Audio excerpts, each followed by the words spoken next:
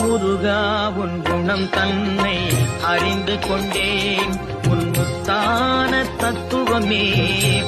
ஓம் முருகா போற்றி. உன் கண்ணில் இந்த பதிவு தென்பட்டா உடனே கேளு. ஏன் நான் இதை சொல்கிறேன்னா, என் செல்ல பிள்ளையே, உனக்காகத்தான் இந்த முருகப்பெருமானப்பா வந்திருக்கேன். ஆனால் நீ இப்பதிவை பார்த்து அலட்சியம் செஞ்சுக்கிட்டு போய்கிட்டே இருக்கே.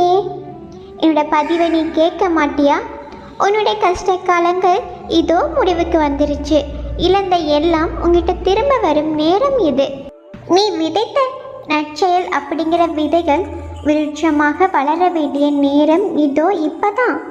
அது கனி கொடுக்கும் காலம் இதோ அருகில் வந்துருச்சு. என் செல்ல குழந்தையே, பொறுமையாக இரு, மனம் தளராத. உன்னோட முருகப்பெருமானப்பா நான் இருக்கேன்.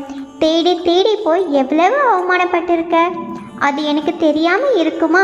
நீ தேடி போன காலம் எல்லாமே விலகி உன்னை தேடி உன்னோட வருகைக்காக காத்திருக்கும் நேரம் இதோ வந்துருச்சு. கவலைகளுக்கு எப்பவும் இடம் கொடுக்காத.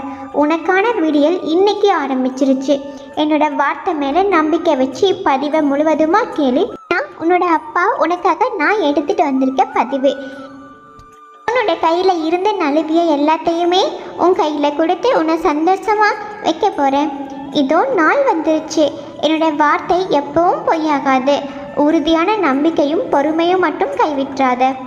உன்னோட முருகப்பெருமானப்பா உனக்கு துணையாக நான் இருக்கேன். யார் இருந்தாலும் யார் இல்லாட்டியும் நான் இருப்பேன். நீ முருகான்னு என்னை கூப்பிட்டா நீ எங்கே இருந்தாலும் உன் இடத்துல நான் இருப்பேன். அதனால் கவலைப்படாமல் கண் கலங்காமல் இரு. எல்லாமே கண்டிப்பாக மாறும். நான் மாற்று